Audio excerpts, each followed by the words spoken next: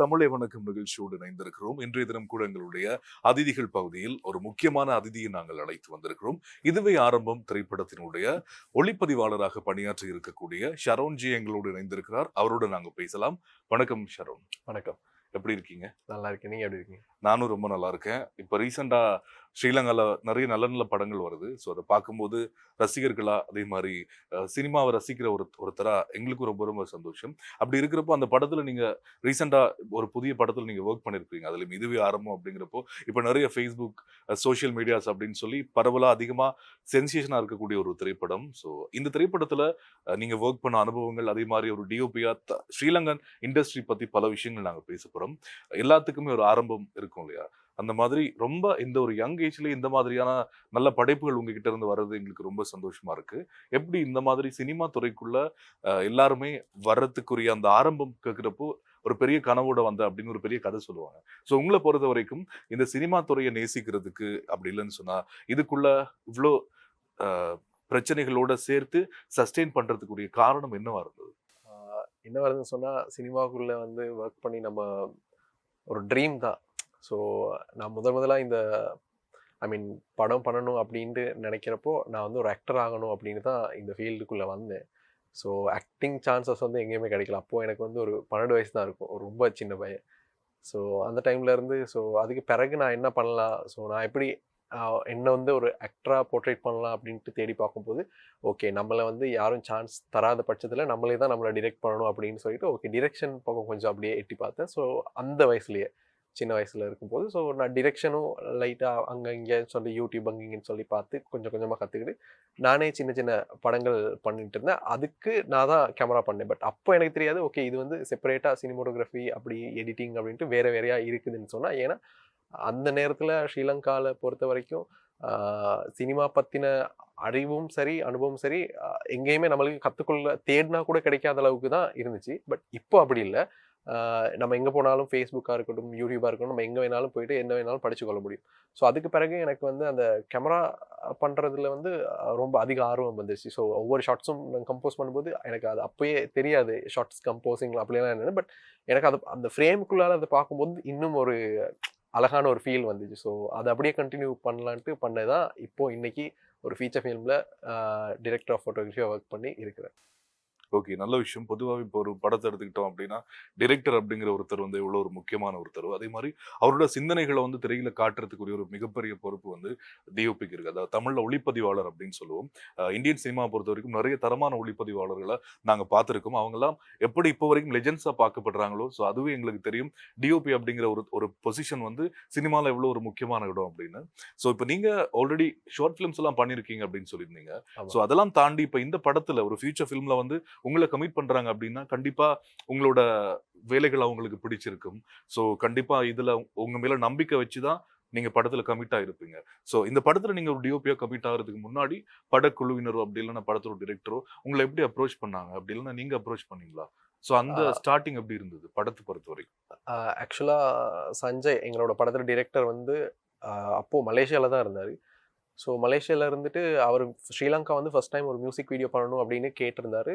அப்போது ஆக்கோர் அனில்னு ஒருத்தர் வந்து என்ன அவருக்கு சஜஸ்ட் பண்ணியிருந்தார்.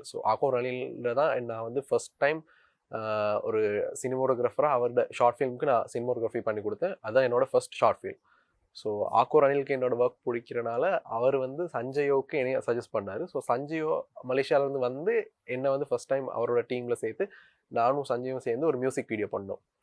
மாயாவே மா அப்படின்னு சொல்லிட்டு ஒரு சிங்கால தமிழ் ரெண்டுமே சேர்ந்த ஒரு மியூசிக் வீடியோ. அந்த ஒர்க்கில் வந்து என்னோட ஒர்க் சஞ்சயோவுக்கு ரொம்ப பிடிச்சனால தான் அதுக்கு பிறகு ஃபீச்சர் ஃபிலிம் பண்ணலான்னு சொல்லிட்டு என்னையே அந்த டீமில் ஜாயின் பண்ணிடுறாரு. ஓகே, இந்த படத்தில் நீங்கள் ஒர்க் பண்ணும்போது இதுவே ஆரம்பத்தில் உங்களோட எக்ஸ்பீரியன்ஸ் எப்படி இருந்தது? ஃபர்ஸ்ட் டைம் வந்து ஒரு ஃபீச்சர் ஃபிலிம் பண்ணும்போது எல்லாருக்கும் ஒரு லைட்டாக சின்ன ஒரு பயம் ஒன்று இருக்கும். பட் எனக்கு வந்து அந்த ஃபியர் இருந்தது கிடையாது. பிகாஸ் நான் வந்து ஆல்ரெடி நான் இன்னும் கற்றுட்டு தான் இருக்கிறேன். பட் எனக்கு இந்த படம் எப்படி பண்ணணும், எப்படி வரப்போகுது அப்படின்னு சொல்லி சஞ்சயோட விஷன் வந்து எனக்கு ஒரு 90% அவர் என்ன சொல்ல வரான்றதை என்னால் அப்படியே அண்டர்ஸ்டாண்ட் பண்ணிக்கொள்ள முடிஞ்சுச்சு. அதை வச்சு அவரோட விஷனும் என்னோட விஷனும் கிட்டத்தட்ட சிங்க் ஆகுறதுனால இந்த படம் பண்ணுறது ரொம்ப ஈஸியாக இருந்துச்சு. ஓகே. அதே மாரி இன்னொரு விஷயம் என்ன அப்டின்னா, நார்மலி இப்ப ஒரு விஷயம் படம் பண்றோம் அப்டின்னு சொன்னா, ரொம்ப ரியலிஸ்டிக்கா இருக்கணும் அப்டிங்கிற ஒரு மெனக்கெடல் நெறைய இருக்கும். எல்லா படத்துலயுமே அது சினிமாத்தனம் அப்டிங்கிற ஒரு விஷயம், சினிமால இருக்கக்கூடாதுங்கிற ஒரு தலைமுறை தான் இப்ப சினிமாவ ரசிக்கிற தலைமுறையா இருக்கு. அப்டி இருக்கிறப்போ, இப்ப நீங்க ஒரு அ ஒளிப்பதிவாளரா இருக்கும்போது, எந்த இடத்துலயுமே வந்து ஒரு காட்சிய நீங்க ஒளிப்பதிவு பண்ணும்போது, அது வந்து சினிமாத்தனமா அப்டி இல்லன்னா ரொம்ப செயற்கையா இருக்கக்கூடாது அப்டிங்கிறதுல கன்சர்ன் அதிகமா இருக்கும் இல்லையா? ஸோ நீங்க வந்து இந்த படத்துல வொர்க் பண்ணும்போது, அந்த மாதிரி நீங்க போட்ட எஃபோர்ட் இந்த திரைப்படத்துக்காக ஒரு ஒளிப்பதிவாளரா?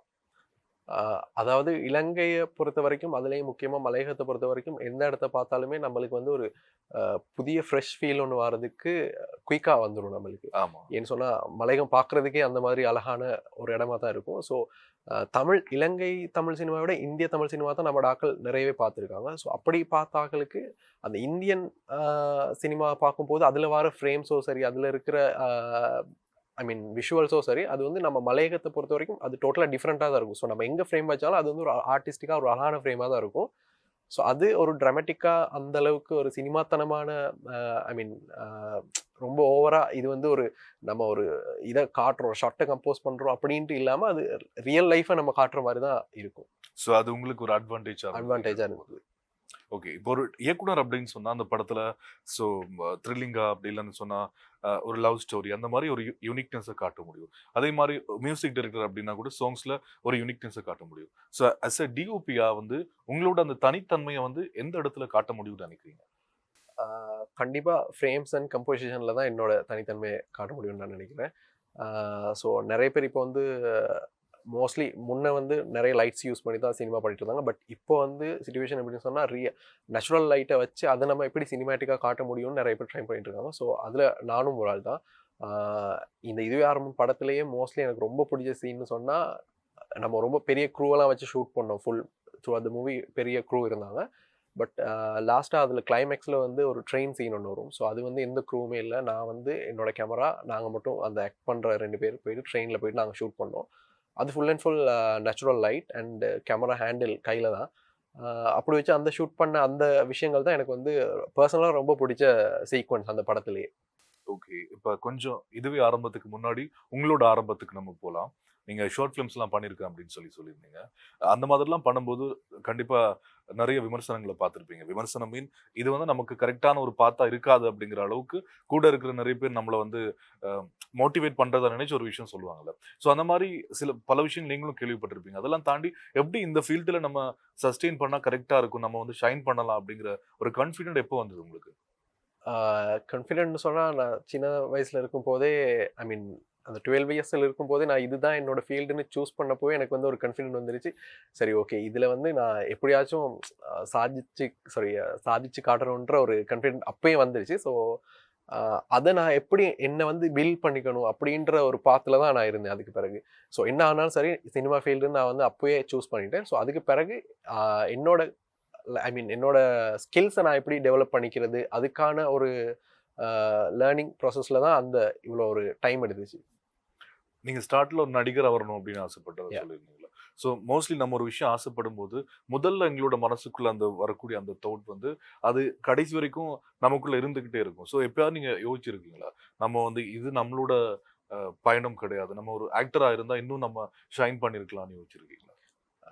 ஃபர்ஸ்ட்டுக்கு நான் ஆக்டரா வரணும்னு ஆசைப்பட்டேன். ஓகே. பட் இப்போ வந்து எனக்கு சினிமாட்டோகிராஃபி ரொம்பவே அத விட ரொம்ப புடிச்சிருக்கு. ஐ மீன் இயற்கைய பார்க்கிறதா இருக்கட்டும், இயற்கையோட ஒன்றி வாழ்றதா இருக்கட்டும். அ அந்த இயற்கைய ஒரு மொமெண்ட்ட நம்ம வந்து ஃப்ரீஸ் பண்ணி நம்மளால மறுபடியும் அத வந்து மறுபடியும் பார்த்து ரசிக்க முடியும்னு சொன்னா, அதுதான் நான் வந்து ரொம்ப ஐ மீன் ரசிக்கிறேன். அது எனக்கு ரொம்பவே பிடிச்சிருக்கு. பட் ஆக்டரா ஆகணுன்றது ஒரு ட்ரீம். அது கண்டிப்பா இருக்குது. ஸோ அதுவும் ஃபியூச்சர்ல நடக்கலாம். பார்ப்போம். கண்டிப்பா. ஆல்ரெடி இது ஏதாவது ஷார்ட் ஃபிலிம்ஸ்ல ஆக்டர் பண்ணியிருக்கீங்களா நீங்க? ஆ உங்களோட ஷார்ட் ஃபிலிம்ல? சின்ன சின்ன ஐ மீன் யுனிவர்சிட்டியில சின்ன சின்ன ஷார்ட் ஃபிலிம்ஸ்ல பண்ணியிருக்கிறேன். பட் அதெல்லாம் வந்து வெளிய ரிலீஸ் ஆனதில்ல. அங்கங்க ப்ராஜெக்ட்ஸுக்கு மட்டும் குடுத்தது. ஆனா நீங்க நல்லா நடிப்பீங்க அப்படின்னு பார்க்கும்போது எங்களுக்கு ஏதோ ஒரு கான்ஃபிடென்ட் வருது. யாராவது நீங்க அந்த ஷார்ட் ஃபிலிம்ஸ்லாம் பார்த்து, நல்லா நடிக்கிறடா அப்படின்னு சொல்லி உங்கள அப்ரிஷியேட் பண்ணியிருக்காங்களா? ஆ அது வந்து நான் யுனிவர்சிட்டியில வந்து ஒரு கோர்ஸ் ஒண்ணு பண்ணேன். ஸோ அந்த வட்டாரத்துக்குள்ள தான் நான் வந்து 2 ஒரு 4 டீம்ஸ் இருந்தோம். அந்த 4 டீம்லயுமே நான் தான் எல்லா ஷார்ட் ஃபிலிம்லயும் 4 டீமுக்கும் போயிட்டு நடிச்சு குடுத்துட்டு வந்தேன். ஸோ அவங்க எல்லாருமே வந்து என்னோட ஆக்டிங் மேல ஒரு கான்ஃபிடென்ட்டா தான் இருந்தாங்க. ஐ மீன் அது தமிழும் இல்ல. ஃபுல்லா சகோதர மொழியில பண்ண ஷார்ட் ஃபிலிம்ஸ். நானே சகோதர மொழியில பேசி தான் அது பண்ணியிருந்தோம். ஸோ அது வந்து அவங்க எல்லாம் அப்ரிஷியேட் பண்ணியிருக்காங்க அந்த நேரம். ஓகே. இப்ப நீங்க பேசும்போது சொல்லியிருந்தீங்க நார்மலி இப்ப டிஓபியா நான் நிறைய விஷயங்கள ரசிக்கிறேன். நேச்சர ரசிக்கிறேன் அப்படிங்கிற மாரி. ஆனா டிஓபி அப்படின்னா கூட ஒளிப்பதிவாளர்னா கூட எப்பவுமே வந்து நமக்கு பிடிச்ச விஷயங்கள் மட்டுமே நம்ம கேமரால ஷூட் பண்ண முடியாதுல்ல. சம்டைம் இப்போ உதாரணத்துக்கு கௌதம் மேனனோட ஒளிப்பதிவாளருக்கும், பாலாவோட படத்துல இருக்கக்கூடிய ஒளிப்பதிவாளருக்கும் எக்ஸ்பீரியன்ஸ் கேட்டோம் அப்படின்னா டிஃபரெண்டா இருக்கும். ஸோ கண்டிப்பா நமக்கு பிடிக்காத சில விஷயங்கள கூட இல்லன்னா இந்த மாரி ஒரு சூழல்ல நம்மளால வாழ முடியாதுங்கிற ஒரு விடயத்த கூட நம்ம அங்கிருந்து அந்த லொகேஷனுக்கு போய் அ ஒளிப்பதிவு பண்ண வேண்டிய சூழ்நிலை வரலாம், படங்கள் பண்றப்போ. அந்த மாரி ஏதாவது நீங்க இதுவரைக்கும் வொர்க் பண்ணதுல நடந்திருக்கா அப்படி? ஆ கண்டிப்பா நம்ம எல்லாருக்கும் ஒரே மாரியான தாட்ஸ் இருக்கிறது இல்லாதனால, கண்டிப்பா நம்மளுக்கு செட்லயோ, இல்லன்னு சொன்னா நம்ம வொர்க் பண்ற ஆட்களோடயோ சில சில சின்ன சின்ன முரண்பாடுகள் வர செய்யும். பட் அதுல வந்து ஓகே, எண்ட் ஆஃப் த டே நம்மளோட நான் என்னதான் டைரக்டர் ஆஃப் ஃபோட்டோகிராஃபியா இருந்தாலும், அதுக்கு மேல வந்து டிரெக்டர். ஸோ அவருட லாஸ்ட் கால் தான். ஸோ அவர் என்ன கேட்குறாரோ அத நம்ம குடுக்கணும் இல்லையா? ஸோ அதுக்காக தான் நம்மள வந்து அவங்க நம்பி ஹையர் பண்ணியிருக்காங்க. ஸோ அந்த ஒரு விஷயம் பண்ணுவேன். பட் அ அது மட்டும் இல்லாம அந்த விஷயத்த வந்து என்னோட ஸ்டைல்ல எப்படி பண்ணலாம் அப்படின்ற இன்னொரு ஒரு ஷாட்டும் நான் கண்டிப்பா எடுத்து வைப்பேன். ஸோ அவருக்கு அது புடிச்சிருந்துச்சுன்னா, இத கூட யூஸ் பண்ணலாம். அந்த மாரி ஒரு ஆப்ஷன்ல ஆல்ரெடி ஆல்வேஸ் இருக்கும். ஓகே. நெறைய பேருக்கு இருக்கிற டவுட். இந்த டிஓபி அப்டின்னா என்ன அப்டின்னு சொல்லி. ஸோ ஃபர்ஸ்ட் ஆஃப் ஆல் நெறைய பேருக்கு இதனுடைய முழு விளக்கமே தெரியாது. ஸோ அது பத்தி எங்களுக்கு தெரிஞ்சுக்கணும். அண்ட் இன்னொரு விஷயம் என்னன்னா, ஒரு திரைப்படத்த எடுத்துக்கிட்டோம்னா, இயக்குனருடைய பங்கு என்ன அப்டின்னு எங்களுக்கு தெரியும். பொதுவா ரசிகர்கள சொல்றேன். அதே மாரி மியூசிக் டைரக்டர், ஈவன் புரொடியூசர் இந்த மாரியான ஒரு சில பேருடைய பங்கு தெரிந்தாலும், அ அ டைரக்டர் ஆஃப் போட்டோகிராஃபி அப்டி இல்லன்னா ஒளிப்பதிவாளர் அப்டின்னு வர்றப்போ, அவங்க என்ன பண்றாங்க படத்துல? ஸோ கேமரா புடிக்கிறது தான் அவங்களோட வேலையா? ஸோ இந்த மாரி ஒரு சில கேள்விகள் இருக்கு. அதுக்கு நீங்க ஒரு விளக்கம் குடுத்தா இன்னும் நல்லா இருக்கும். கண்டிப்பா. டைரக்டர் ஆஃப் ஃபோட்டோகிராஃபினா உண்மையாவே வந்து ஸ்ரீலங்காவ பொறுத்தவரைக்கும் நெறைய பேருக்கு அத பத்தின ஒரு ஐடியா ஒண்ணு இல்ல. ஆ டைரக்டர் ஆஃப் ஃபோட்டோகிராஃபினா அந்த முழு படத்தையுமே வந்து விஷுவலா இவர் தான் டைரக்ட் பண்ண போறாரு அப்படின்ற ஒரு விஷயம் தான். ஸோ டைரக்டர் வந்து ஆக்டர்ஸ் அண்ட் எல்லாத்தையுமே ஓவராலா அவர் டைரக்ட் பண்ணுவாரு. அண்ட் அத இன் டீட்டெயிலா அந்த விஷுவல வந்து இன் டீட்டெயிலா டைரக்ட் பண்றது தான் director of photography. So as uh I mean camera புடிக்கிறது மட்டும் இல்ல வேல. அந்த விஷுவலா நம்மள எப்படி ஒரு ஸ்டோரி சொல்ல முடியும்? டிரெக்டர் வந்து 2 டயலாக்ஸ்ல சொல்லக்கூடிய விஷயத்த விஷுவலா நம்ம இத கன்வே பண்ண முடியுமா? அப்படின்றது வந்து டிரெக்டர் ஆஃப் ஃபோட்டோகிராஃபியோட வேல. ஓகே. இந்த படத்த பொறுத்தவரைக்கும் நீங்க அ படம் ஃபுல்லா பார்த்திருப்பீங்க தானே? பார்க்கும்போது இந்த இடத்துல நம்ம நல்லா வொர்க் பண்ணியிருக்கோமே அப்படின்னு சொல்லி ஏதாவது உங்களுக்கே பிடிச்ச ஏதாவது ஷாட்ஸ் இருக்கா?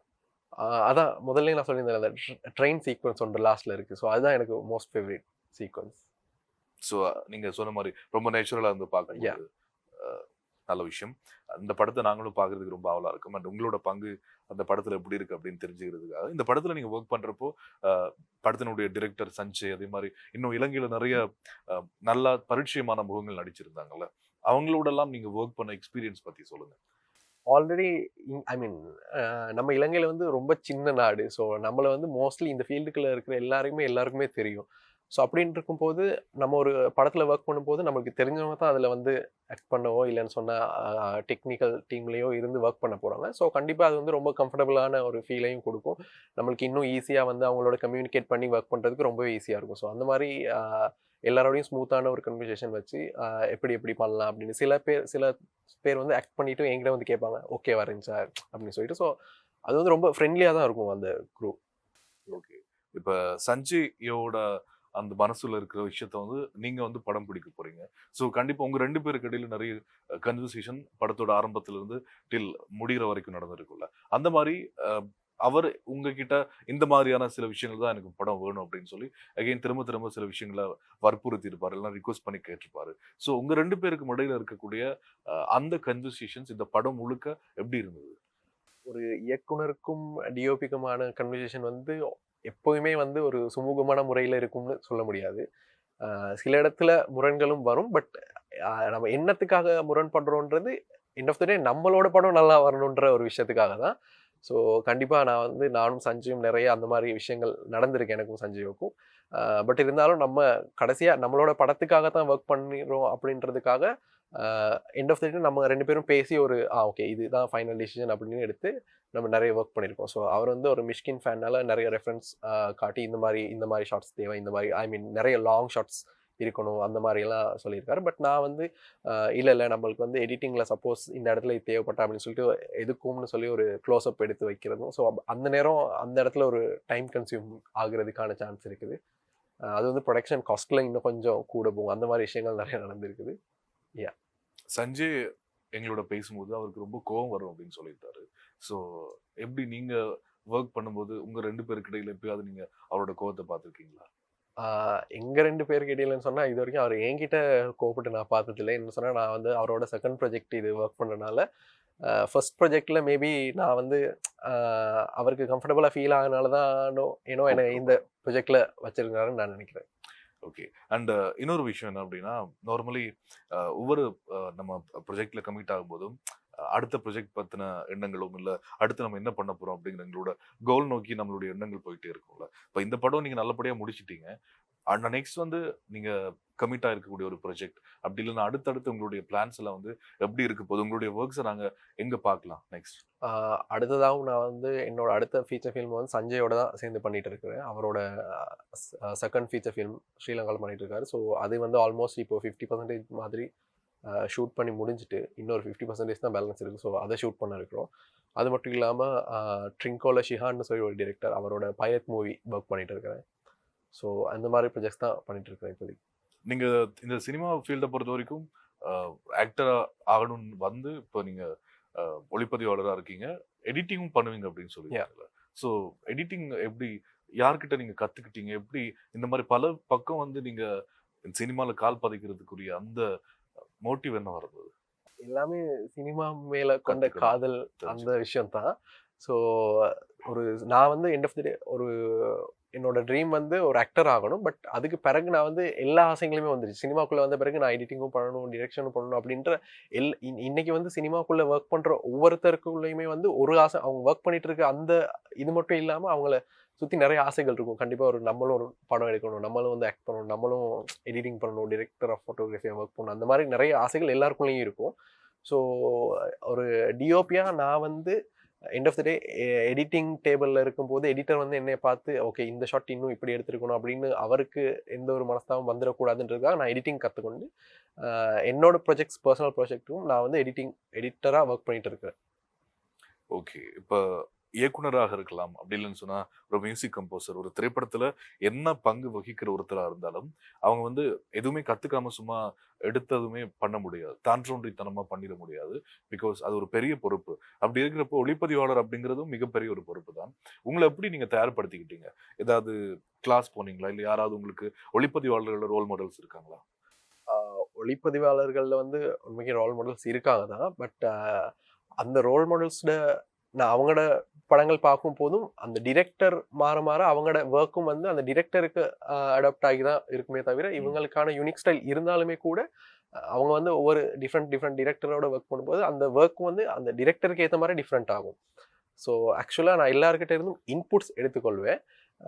ஸோ ஸ்பெசிஃபிக்காக இவங்க தான் இவர்கிட்ட மாதிரி தான் நான் ஒர்க் பண்ணுறேன் அப்படின்ட்டு இல்லை, எல்லா இன்புட்ஸையும் எடுத்து ஓகே இந்த ஒர்க்கை நான் எப்படி ஸ்ரீலங்காவை பொறுத்த வரைக்கும் நம்ம அந்தளவுக்கு பெரிய ஒரு பட்ஜெட்டில் ஒரு படம் எடுக்கவும் முடியாது. அது மட்டும் இல்லாமல் அந்தளவுக்கு அங்கே இருக்கிற மாதிரி எக்யூப்மெண்ட்ஸும் நம்மக்கிட்ட இங்கே இல்லை. ஸோ அவங்க யூஸ் பண்ண அந்த ஷாட்டை வந்து நம்ம இங்கே எப்படி இருக்கிற மினிமல் எக்யூப்மெண்ட்ஸை வச்சு எடுக்கலாம் அப்படின்ற ஒரு ஐடியா அண்ட் ப்ராக்டிஸ் அந்த மாதிரி விஷயங்கள் நிறைய பண்ணுறது உண்டு.